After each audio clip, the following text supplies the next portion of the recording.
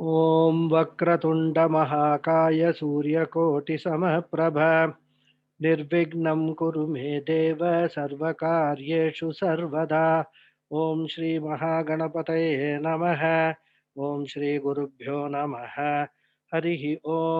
सदाशिवसमारम्भां शङ्कराचार्यमध्यमाम् अस्मदाचार्यपर्यन्तां वन्दे गुरुपरम्पराम्। अस्मद्गुरुभ्यो नमः। श्रुतिस्मृतिपुराणानाम् आलयं करुणालयं नमामि भगवत्पादं शङ्करं लोकशङ्करं। शङ्करं शङ्कराचार्यं केशवं बादरायणं सूत्रभाष्यकृतौ वन्दे भगवन्तौ पुनः पुनः। ईश्वरो गुरुरात्मेति मूर्तिभेदविभागिने व्योमवद्व्याप्तदेहाय दक्षिणामूर्तये नमः। श्रीमेधा दक्षिणामूर्तिस्वामिने नमः। ॐ सहनाववतु सहनौ भुनक्तु सह वीर्यं करवावहै तेजस्विनावधीतमस्तु मा विद्विषावहै। ॐ शान्ति शान्ति शान्तिः। हरिः ॐ श्रीगुरुभ्यो नमः। हरिः ॐ। Good.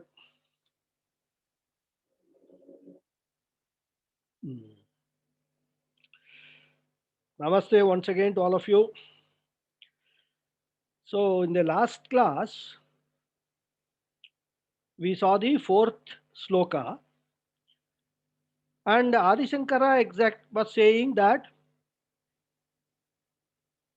this sense of limitation that you have got, the feeling or the notion that you have got that you are a limited being, is the cause for samsara. Even though you are Purnaha, somehow because of ajnanam, avidya, and which we will see later, what is this cause of this avidya and all. Because of this ajnanam, ajnanat, parichinna iva, as though you are limited, that is what you have taken, and this is the cause for samsara. This is what we saw. And then he says that this ajnanam can go with jnanam. What kind of jnanam? Vritti jnanam. You must recall the introductory lectures about how the vritti and vritti jnanam is formed. They're very relevant, you know. So because of that vritti jnanam, this ajnanam goes away, and then what is left is tatnashe kevalaha bhavati or kevalaha bhavet. You become advaita atma, advaita brahman, whatever you can call. This is what Adi Shankara said, and he gave an example also. Megha paye amshuman iva, so like the cloud is covering the sun, and because of which the sunlight appears to be very, very dim. When a wind blows, when the clouds are taken away, the sun the sun shines brightly. And that is how once this ajnanam goes away, this Atma also will be shining brightly because it is Swayam Prakasha. This is not the essence of what he said in the last sloka. Very well. Now, whenever the Advaitins state something like this, the Purva Pakshi, the people who are always opposed to this Advaita Siddhanta, who don't accept Advaita Siddhanta at all, they are waiting in the wings. The moment you say Kevalaha Bhavati and all that, they will say, how Kevalaha Bhavati? Because you yourself only said now that this Ajnanam goes away with Vritti Jnanam, and then your Swarupa Jnanam or your Swarupa emerges and it is Swayam Prakasha. So still we are talking about two things. One is Vritti Jnanam and the Swarupa Jnanam. Jnanam, that aham brahmasmi jnanam. So still there are two things. How can you say it is Advaitam? The moment you say this, the Dvaitam agatam. So how can you say it is Advaitam? It is still Dvaitam only. So Adi Shankara, you please accept that it is Dvaitam. And in order to answer those critics or those Purupakshis, Adi Shankara writes the next one. He anticipates such questions will come. People will make such objections. He anticipates. So he gives one sloka. We will read that fifth sloka. Okay. अज्ञानकलुषं जीवम् अज्ञानकलुषं जीवम् ज्ञानाभ्यासाद्विनिर्मलम् ज्ञानाभ्यासाद्विनिर्मलम् कृत्वा ज्ञानं स्वयं नश्येत् कृत्वा ज्ञानं स्वयं नश्येत् जलं कतकरेणुवत्. जलं करकरेणुवत्. So these people who are opposed to this Advaita, it's very, very difficult for them to accept what Advaita Siddhanta says. They're totally caught in their experiential world. And they cannot accept the fact that there is something which we cannot experience. We can only know that by knowing. This is the problem with Dvaitins, of course, straight away problem. Even Visishta Advaitins, there is some resistance to say that Aham Brahmasmi or Tattvamasi, which all the Upanishads are saying the same thing. They actually accept Vedanta as Veda as a pramana. There is no doubt, but selective pramana. They will accept Veda which where it suits their matam, their philosophy. They will not accept Veda where it doesn't suit them. So all these things, Tattvamasi and all, even Tattvamasi, they say no, it is actually it should be read as Tasya Tvamasi. Because their philosophy is that it's an Anga Angi relationship between Ishvara and Jiva. Jiva is an Anga of Ishvara. Jiva cannot never be equated to Ishvara. Ishvara is something Ishvara. Sarva Shaktiman, Sarva Vyapi, then, what is that? Everything Sarva. But whereas Jiva, the same thing, sense of limitation. Alpa Shaktiman, Alpagyaha, all those things Jiva. How can you both be the same? That is their argument rather. And many times for us it will look as if what they are saying is correct also. Because our orientation is also like that only. Right from childhood, we have been told that God is great and we are all small beings. We have to go pray before the God and all that. And suddenly Vedanta comes and says, you are the same as Ishvara. How can a intellect accept it? And that is the problem with these Visishta Advaitins and Dvaitins. So, Adi Shankara, expecting this problem, says this.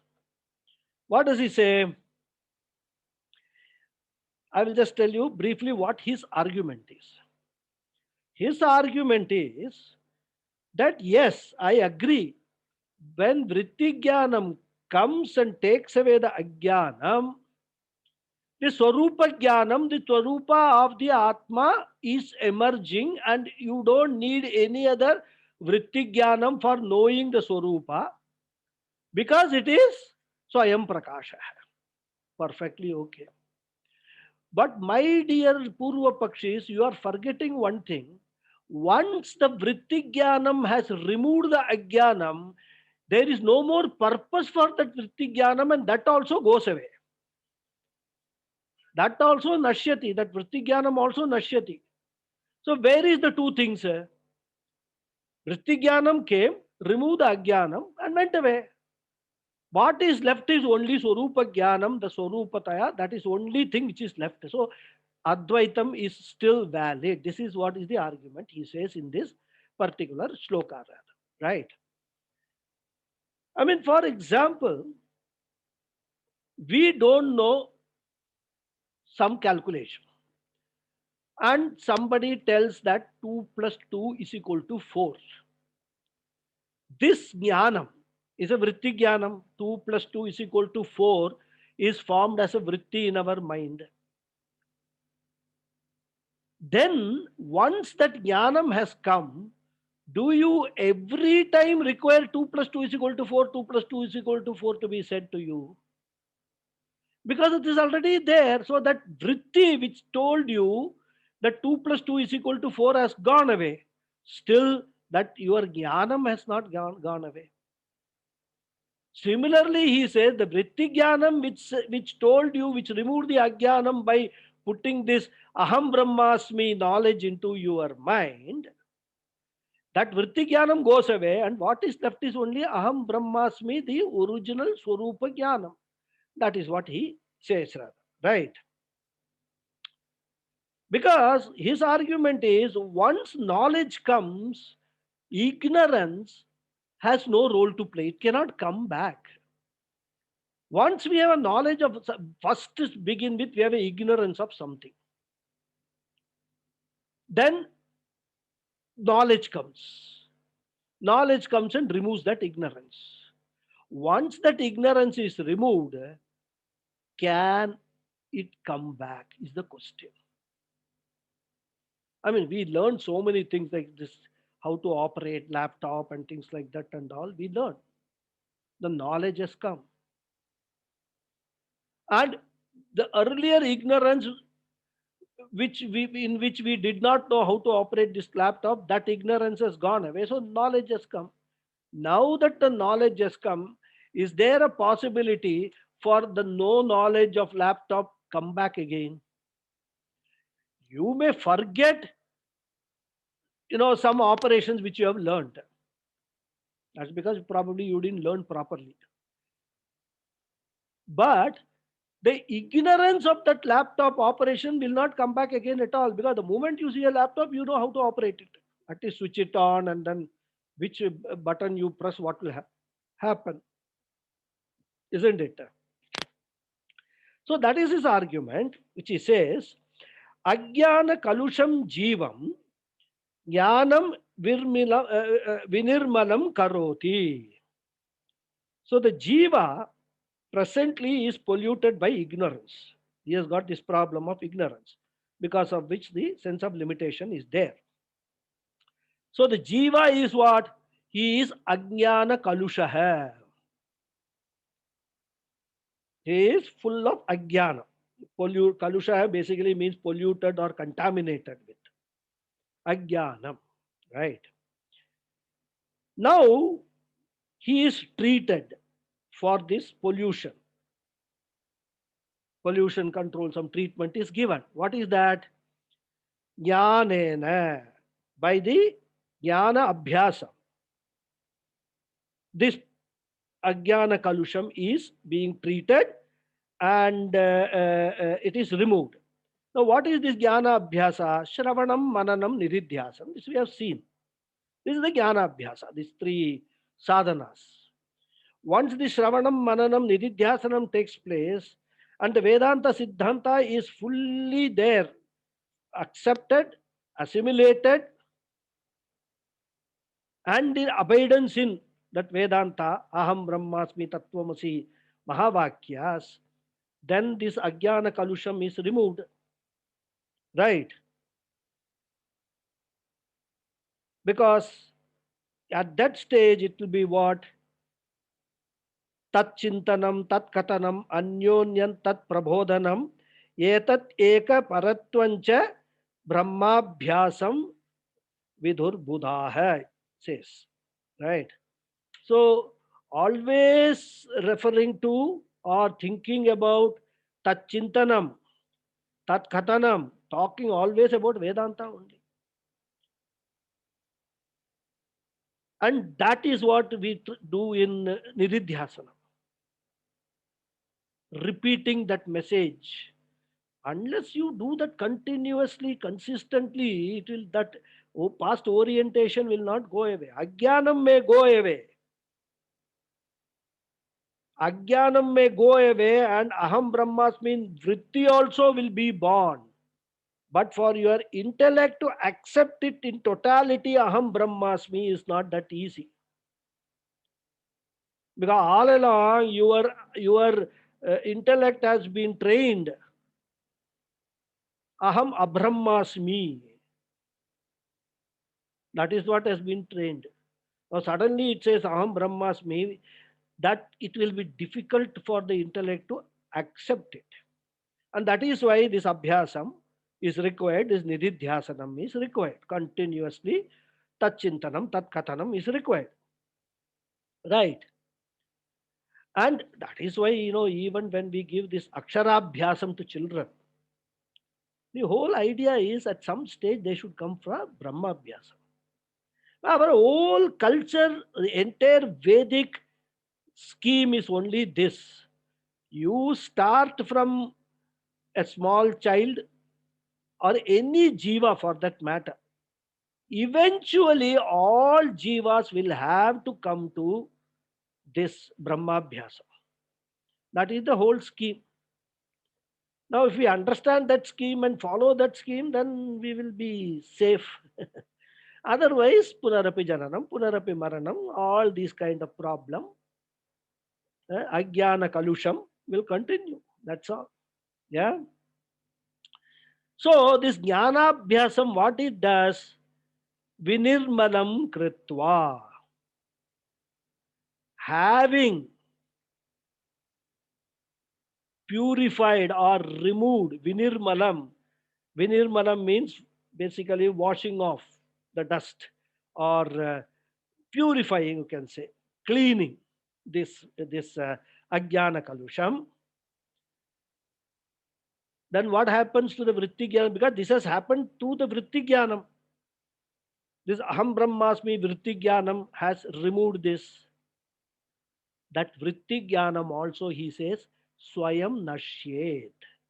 It also disappears, gets destroyed on its own because it has played its role. The Vrittik Jnanam has completed his role, its role, and then it disappears. And once the Vritti goes away, the Vritti is formed because of what? Chidabhasa, the Pratibimba Chaitanya. So, along with that Vritti going away, or Vritti going away, and the Pratibimba Chaitanyam going away, what is left is only the Bimba Chaitanya, only the Swarupa, Atma Swarupam is what is left.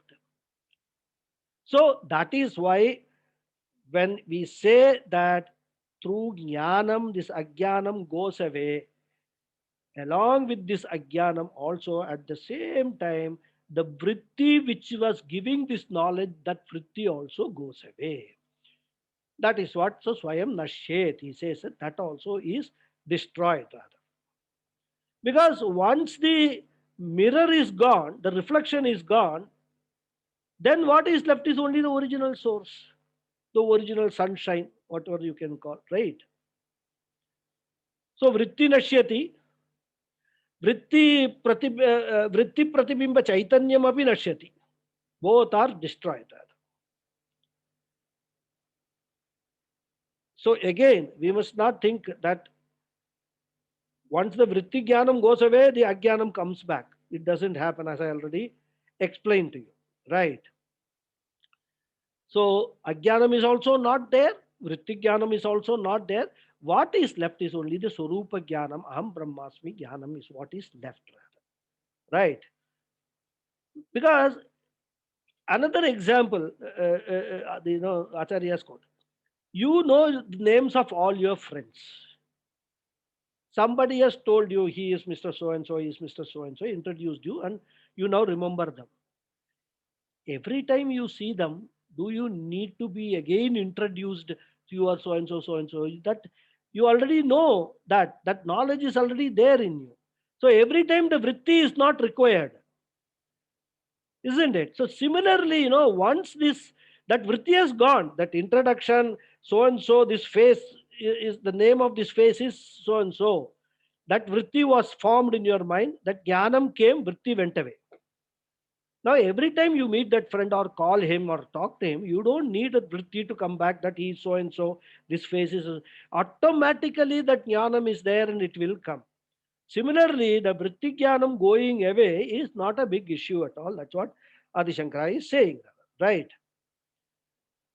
And he says that even to know that Aham Brahmasmi, even though you do Nitidhyasanam, afterwards you don't need to say Aham Brahmasmi always. In fact, somebody if says Aham Brahmasmi, there is something wrong with him. Because a person who knows he is Brahman will not say Aham Brahmasmi. Right? So, that is why even where Ramana Maharshi gives an example. He says if somebody goes around saying Aham Brahmasmi, it is like somebody going on saying, I am a human being, I am a human being. How stupid it will sound if everybody goes, I am a human being, I am a human being. Everybody knows you are a human being. You also know you are a human being. Why should you go on saying it? So that is what is the examples given in the Shastra and also by Acharyas rather, how this Vritti Jnanam goes away. Right?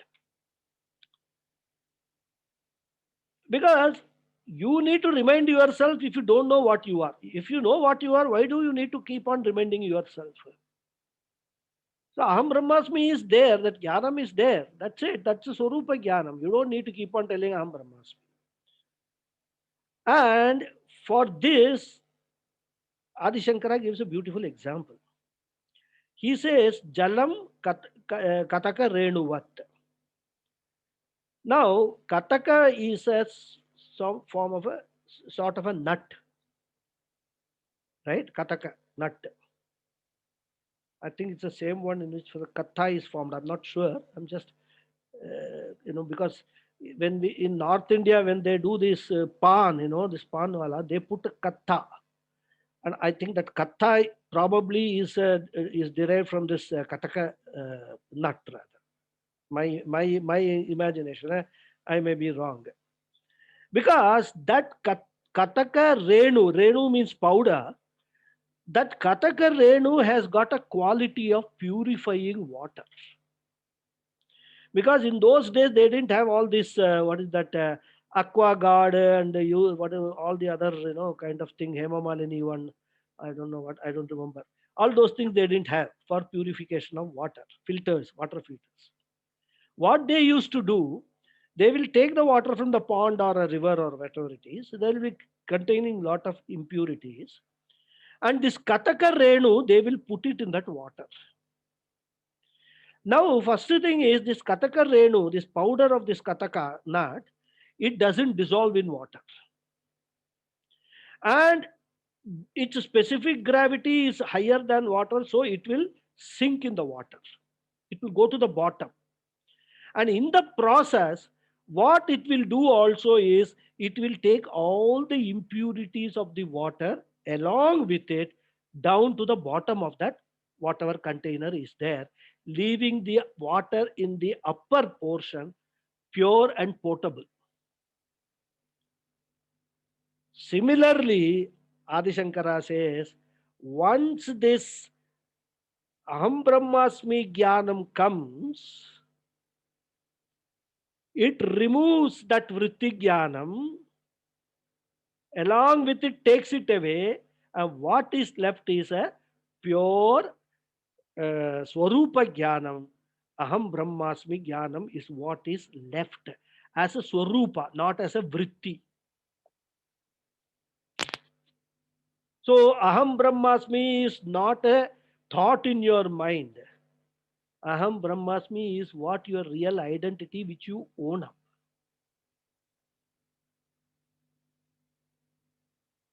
Like I am Ganapathy is not a thought in my mind. Today I am Ganapathy means something, the name I own up. This Vritti Jnanam, when it Aham Brahmasmi Vritti Jnanam, when it comes, it takes away this I am Ganapathy Jnanam along with it. It goes away, and what is left is my Swarupa, Aham Brahmasmi, Swarupa Jnanam. This is what is said in this. So this example is a very beautiful example. And as I told you, in this Atma Bodha, almost every sloka he gives a very nice example. And these are not, many of these examples are not examples from Upanishads or Shastra and all that. So, like this Kataka powder purifies the water, this Aham Brahmasmi Vritti Jnanam purifies everything, and then it goes and settles in the bottom along with all the impurities, all the other vrittis which are there, along with that, they go and settle down. So it's like to remove a thorn, use a thorn. So once you have removed the thorn, this thorn also you throw away, isn't it? This thorn doesn't replace the removed thorn. So like that, you can take one more example. So like that, this is what is happening. So yatha kataka renuhu jalam nirmalam kritva swayam adha gacchati evam vritti jnanam जीवनम निर्मलं कृत्वा स्वयं नश्यति. This is what is the entire thing about this sloka, right? So who is a jnani then? Jnani is one, is Brahman, who is beyond ajnanam and also jnanam. Jnanam means vritti jnanam. He's a jnani. ज्ञान अज्ञान अतीतः अद्वैत आत्मा. He is a jnani. So he doesn't even think that I am a aham brahmasmi. This is for our purposes, for our learning purposes, we explain a jnani's mental state as aham brahmasmi. But for a jnani, there is nothing called aham brahmasmi. He just knows aham brahmasmi. That's all. There is no vritti aham brahmasmi because that is served its purpose in after Shravanam, Mananam, and Nididhyasana. He has become a jnani already, right?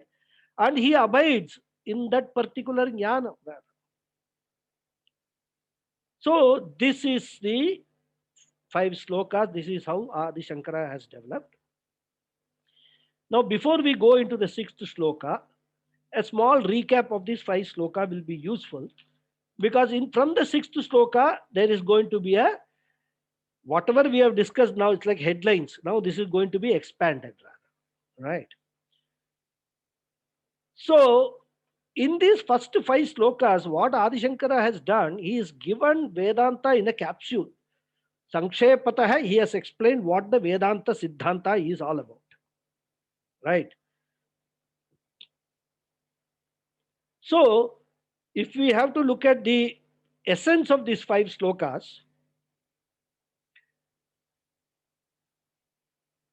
that is the essence is that by my own nature, aham purnah brahmasmi.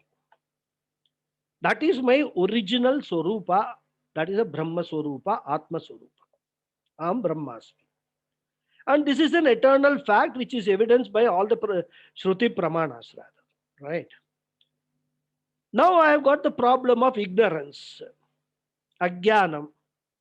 And because of that Ajnanam, I feel that Aham Apurnaha Asmi. And as Apurnaha, I am called Jiva. Otherwise, there is nothing called Jiva. There is only Paramaha. There is only Paramatma. Right? Because of this Ajnanam, we take ourselves as a Jiva or Jivatma.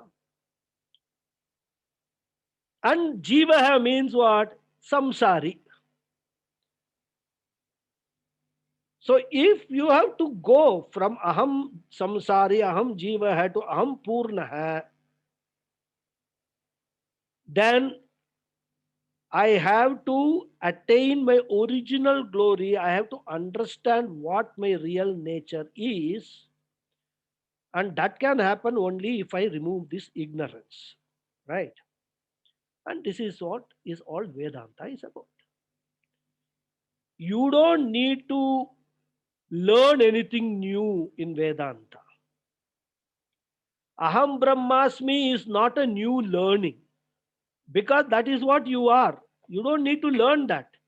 Unfortunately, you don't know it because of your ignorance. The moment you remove ignorance, that original Aham Brahmasmi surfaces. That's it. Nothing more is to be done. It's a very simple process. Right. So whenever we say Brahma Prapti, what it means? Jnanena jnana nivritya Brahmatva Prapti is Brahma Prapti. Right. And this is what is Vedanta is all about. Of course, it sounds very simple, but as we have seen, to get to that stage, lot of preparations are required. I mean, you have to go through so many things rather. That's what he said first. Tapo vihi china papanam shantanam vitaraginam. All those sadhana chatushte sampatti, karma yoga, upasana yoga, all those things have to be done. This Vedanta is not a 3 months or a 3 year course. You have to, depending upon the speed with which you progress, you have to keep on learning it, relearning it, relearning it, unless that gets in your mind and firmly established. That why I am not, the ignorance of what I have been taking myself to be because of my ignorance, I now remove that ignorance and I see my real nature. So that is the essence of this entire Vedanta, right? And now all these ideas is all going to be, as I said, expanded or elaborated from the sixth sloka onwards. So now we will read the sixth sloka.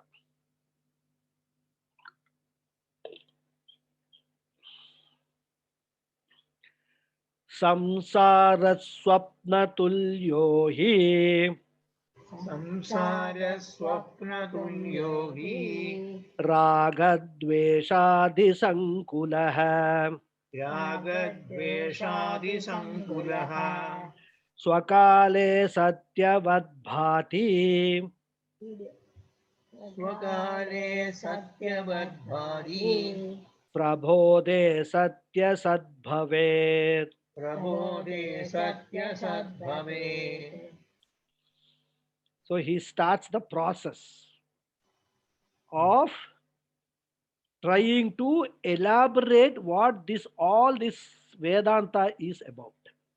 And with a very nice example, which is an example often quoted in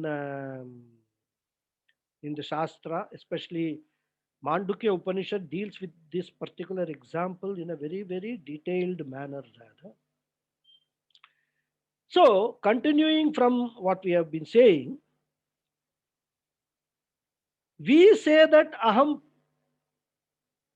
Purna Brahma has become Apurna Jiva.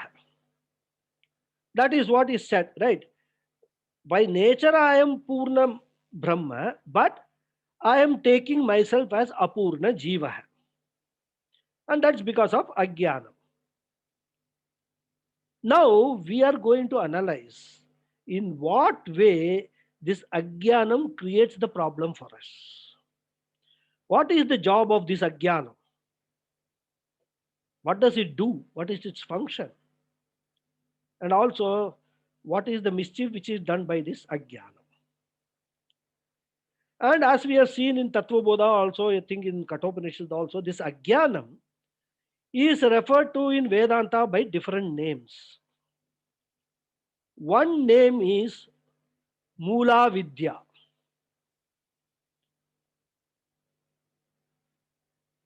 Ignorance by in its root. Mula Avidya. Mula Vidya. And another name for this Ajnanam is Maya. We have seen that. Avidya, Maya, all those names we have seen that. Right.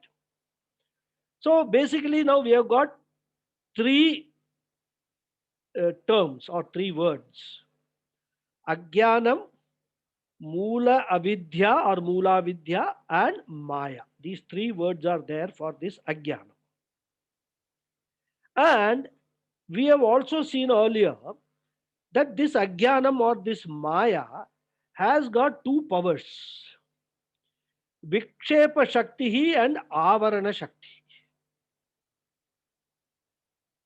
Vikshepa Shakti means a creative power, a power to project something onto the screen of our mind. This is the Vikshepa Shakti, creative power. So that's why the Maya is a part of creation. It projects this certain things which may not be true or may not be true. We will come to that later, whether it is true or not. This is the Vikshepa Shakti. And what does this Avarana Shakti do? Avarana Shakti actually covers what is already there. So, the Swarupa Jnanam is already there. Aham Brahmasmi Jnanam is already there. What this Avarana Shakti does is it covers that first. And if you just covers, it's not going to matter anything. You will just be plain ignorant. You will still not commit any mistake about yourself. If you are asked, who are you? I don't know who I am. That is all will be the problem. There is no samsara in not knowing, I don't know who I am. The samsara comes when something which you are not is projected onto you and you are made to believe that that is what I am. That is the problem with samsara. So Ajnanam, if you look at it, by itself is not a problem. What is the problem is Ajnanam combined with this Maya Vikshepa Shakti becomes the problem. Because you are Aham Brahman, you are a Brahman, the Avarana Shakti wields that, covers that, so you become ignorant of your real Swarupa. But then what Maya does is it goes further and projects a different image to yourself and makes you believe that this is what you are. So the whole process happens like this because of this Maya Shakti. And this Maya, this Vikshepa Shakti is Rajoguna, and this Avarana Shakti is the effect of Tamoguna. That is why when you are in the pursuit, spiritual pursuit, you are advised all your sadhanas which you are supposed to do are focused on what? Reduction of tamoguna, reduction of rajoguna, and enhancement of sattva-guna. Because more and more you reduce this rajoguna and tamoguna, all your viveka vairagya will increase. That is the secret. Methodology how to increase viveka and vairagya. If you have to reduce your rajoguna means what? You have to reduce your actions. You have to reduce your actions means what? You have to reduce your desires because actions stem from desires. If you have to reduce your desires means what? You have to have viveka that this is useful, this is not useful. I should not desire something which is not going to be of any help to me. I should desire that thing which will help me in increasing my sattva guna. So all that viveka, vairagya, all that titiksha, all that we have seen If you understand what is the key to that, this is the key. This Rajoguna, Tamoguna are what is holding you back. And that is why when you are talking about Sattva Guna, one of the most important thing which Krishna emphasizes again and again in Bhagavad Gita is whatever you do with a Nishkama Bhava. The more and more you do everything, whatever needs to be done with a Nishkama Bhava, then your Sattva Guna will increase. Your attachment to these things will come down. The more with Sakama Bhava we do things, the attachment grows. So all these things are all interlinked. In fact, when you start looking at it from a broad picture point of view, from a sort of an aerial view, bird's view, you will see the connections between all these things. And that is how a sadhaka has to understand and progress in life. Vairagyam does not mean that you have a dvesha for certain things, so you don't like it. That is not vairagyam. Vairagyam is understanding the difference between what is nitya and anitya on the one hand, and then what is my purpose in life, what is my goal in life, and to achieve that goal, what is important, what is not important, and then going behind what is important only, and giving up all the unimportant thing is vairagya. This is how we have to understand what the vairagya means. And I can give you a very simple example. Now we are all spending lot of time before the television and seeing so many news channels, this, that, and all that. Now elections are going on in the US. Some controversies are going on. This one fellow is arrested. This Arnab Goswami is arrested in Bombay by police. Lot of controversies surrounding that also. COVID, the one news channel talks always about COVID. So many people died, so many people affected. The number has gone up, number is coming down, weekly average and all. And then after watching all this, what we do? We will sit with our friends and debate all these things. Now tell me, by few friends debating this, is anybody capable of solving any of these issues or coming to finding an answer to any of these issues? We cannot debate about our issue in personal life and come to a clear-cut answer. What to talk of these all these debates going on in the TV?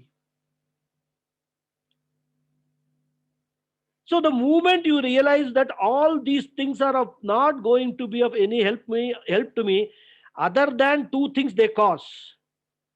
One positive, one negative. It may cause you emotional turmoil. You may feel, oh my God, what is happening? The whole world is going from bad to worse, this, that, and all. Whether the world is going back to worse or not, you will certainly be going from bad to worse because of your emotional problems, which is all superimposed on you by these television channels and all the other newspapers, everything rather.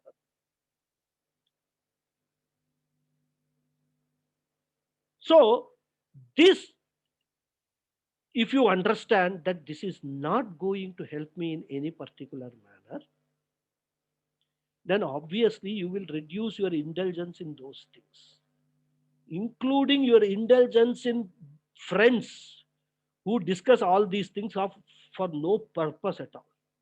The only positive purpose is time pass. I don't know what to do with my life because I have no goal in life.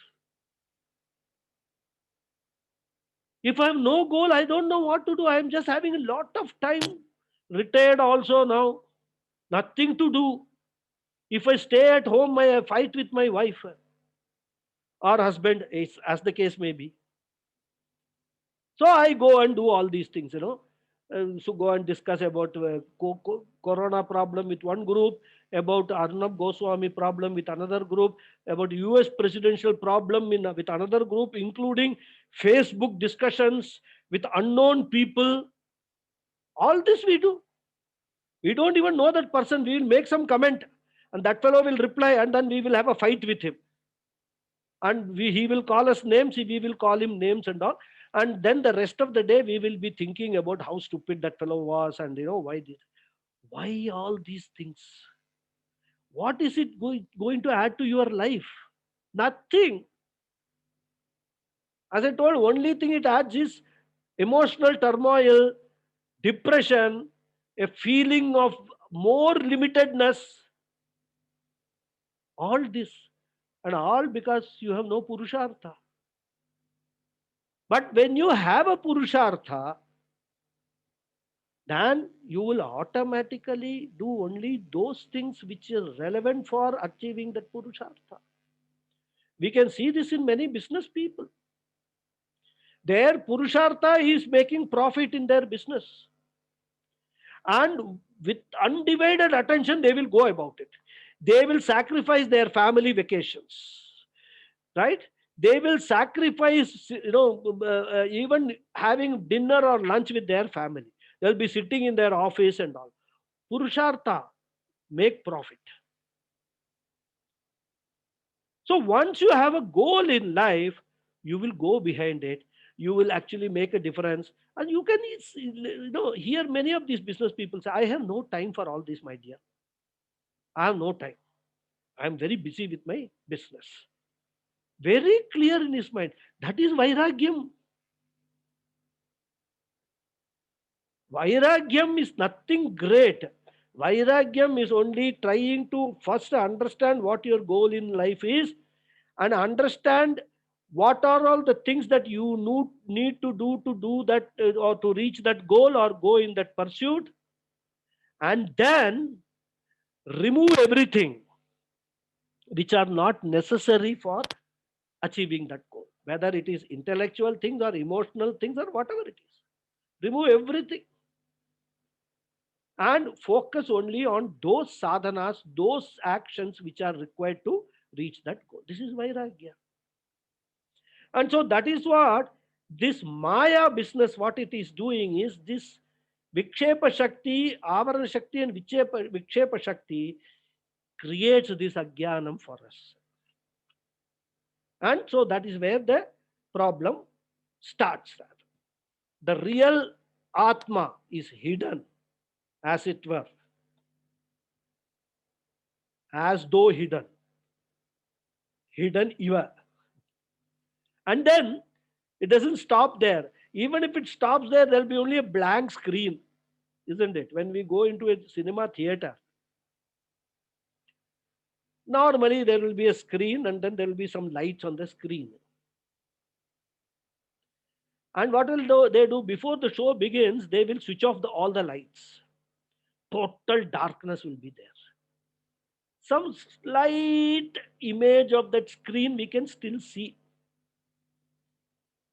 But that is not the problem. The problem starts when the film starts. A totally new thing is being projected to your mind, and then you get engrossed in that.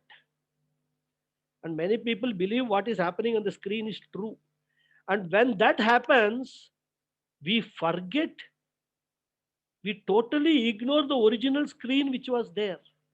What our attention is fully on the film movie only. We may emote and we may, laugh and do so many things, cry sometimes seeing the movie, as we do in our real life. When we see some circumstances, we cry. The movie also we cry. So this is exactly what is happening to us. The Avarana Shakti switches off all the lights in the hall. Once that is done, you are in darkness, but you can still make out that there is some Swarupa Atma is there. Swarupa Chaitanyam is there. In order to prevent you from removing that, Maya does focuses a beautiful movie which then keeps you entertained, and then totally you forget about the original screen. Everything you forget. And in fact, most like what it happens in the movies also, before all the lights are put on, because the last scene titles and all will be going on, everybody walks out also. Nobody will stay till the end when all the lights are put on, and then again you see the original screen. Nobody will wait. They will all walk out. So like that, we walk out of this life also without seeing the original screen, which is our original Atma. So this is the process which happens, and that is exactly what here Adi Shankara does. But he does it not with a movie example, but with a example of a swapna, a dream. So he says, just as a waker is not affected by the dream that he has seen, because the dream world is created by whom? When I go to sleep and I dream, I am the one who is creating that world of dream world, isn't it? I cannot create a dream world for you. I create my own dream world. So it is the waker who actually gets all the inputs for creating that dream world, including all upadana karanam.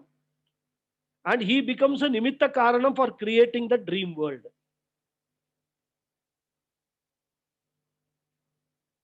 So similarly, what he says is, this Maya's Avarana Shakti and Vikshepa Shakti, they have created this entire universe, this beautiful universe, including my body, mind, sense complex. So therefore, what I should be telling everyone, I should be telling everyone, see my glory, I am the one who has projected this entire world with my Maya Shakti. Assuming you are Brahman, that's what you should be telling everybody. Maya kalpita desha kala kalaya vaichitra chitri kritam. I have created this vast universe. I have created all these bodies. I have created my own body, and I am making use of this body and now giving you all a talk. I have created you, the students. I become a teacher and I create all these kinds of things. This is what I should be saying. If I understand my real nature and what is it that I am doing. Because that is exactly what I am doing in my dream. I created the dream world. I also create a dream body for myself.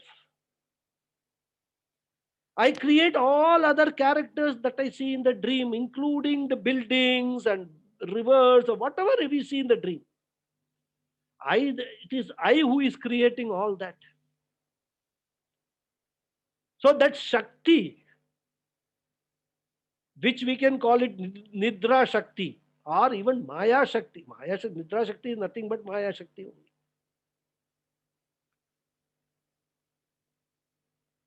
So this is what I should be doing. Aham Brahmasmi, and I created this entire world. The whole world exists in me. I don't exist in this world. All this I should be saying. But we don't say that. Why? Avarana Shakti of Maya. Because it doesn't let you understand that you are Brahmasmi. This is the Avarana Shakti. Right? Which is the covering power, the deluding power. It confuses you completely. There's a beautiful sloka in Gita. I will read out. Tribhir gunamayair bhavaihi ebihi sarvamidam jagate mohitam nabhijanati mamebhyah paramavyayam. What Krishna says is, this whole of this creation is deluded by the objects evolved from the three bodies of the Prakriti, which is the Sattva, Sattva, Rajo, and Tamo Guna. These are the Maya's three bodies. Like we have Sharira Trayam, Maya has also got Sharira Trayam, Tribhir Gunaihi, three gunas. And that is why the world fails to recognize my Swarupa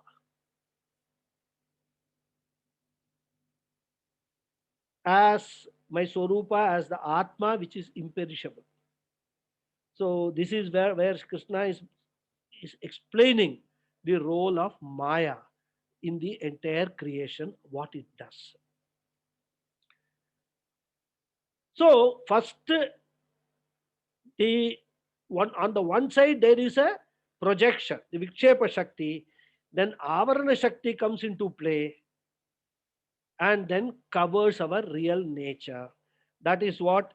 So instead of knowing that I am the creator, the subject, the adhishtanam, and the world is something which I have created, which is, so far as I am concerned, is false,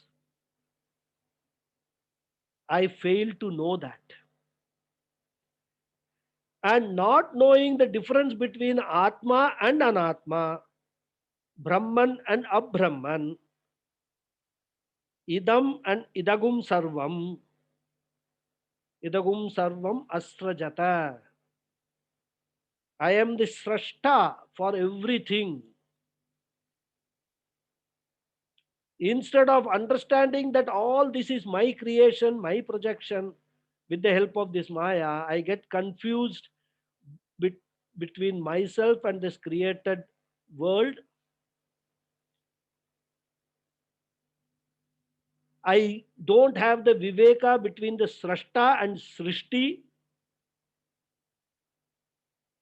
And instead of saying that this body is created, all the limitations of the body, all the vikarams of the body, all these I again superimpose upon my true self, and this is a adhyasa. So in this particular sloka, we are not concluded. There are two adhyasas, as I told you, takes place. We'll continue in the next class and stop here. And it's a very, very critical sloka for us to understand this entire process of what happens. Why is it that we do not have this knowledge? Even though in the earlier sloka he said you have that knowledge, but once Ajnanam goes away, that knowledge automatically comes up. So it is there. You are already Nitya Mukta. You already are a Brahman. But you don't know that. The whole process very nicely Adi Shankara explains here. And we will see more in the next class. Okay. I'll say the prayers and any questions we can take. Om Purnamadah Purnamidam Purnat Purnamudachyate Purnasya Purnamadhaya Purnameva Vasishyate. Om Shanti Shanti Shanti. Harihi Om Shri Gurubhyo Namaha. Harihi Om. Thank you all. Any doubts, questions? Because now slowly confusion is beginning. Huh? இந்த கதக ரேணுன்னு சொன்னேன் இல்லையா? In my younger days, I have used it. Oh, very good. So you explain. வீட்டுல கிணறு இருக்கேன். ஆமா, அதுல போடுவாலியா? ஒரு காய். அந்த காய் அந்த சோடியம் வாட்டர்ல மாதிரி அது அப்படியே கரங்கி கரங்கி வரும். அப்படியா? Okay, okay. And it will disappear. Then the water will be pure, potable. Where you are all lucky, you have seen Canary and all. Nala Canary. Pit curry into Rama Saras. Enna solva? Pit curry, yeah, pit curry solra. Correct. That is probably. That is what it is. Or pit curry another similar thing. Alam solra. Pit curry into Rama. So maybe that. So like that, he gives that example, Kataka Renu. Maybe in Sanskrit it is all called Kataka Renu. I don't know. எனக்கு இந்த வேர்டே இது ஆத்மபோதா படிச்சதுக்கு அப்புறம் தான் I came to know the word. Even if a rat is dead and in the well, this nut will take away that bad smell also. Oh, very good. So very, very apt example to remove all impurities, whatever be the kind of impurities. So that is the beauty of Adi Shankara. We are all lucky that we are able to at least read some of his works and understand what he wants to convey. That itself is a very, very big anugraham for all of us. That's it. Good. So shall we call it a day, or any more questions are there? Right. So we will meet on next Wednesday. Okay. Namaskaram. Namaskaram. Hari Om. Hari Om. Namaskaram, Mama. Namaskaram. Namaskaram. Tuesday. Sorry, Tuesday. Oh, Tuesday. Correct. Tuesday. Not Wednesday. Tuesday. Tuesday. ஒருபாடு class நடக்கிறதால இவ்வளவு கொஞ்சம் confusion ஆயிடுறது. நானே 11 o'clock login பண்ணேன். அப்புறம் தான் ஞாபகம் வந்தது 11:15. ஆமா. Wednesday I've got only Sanskrit class. Yeah. Okay, Mama. Okay. Thank you. Okay. Dhanyawad. Hari Om.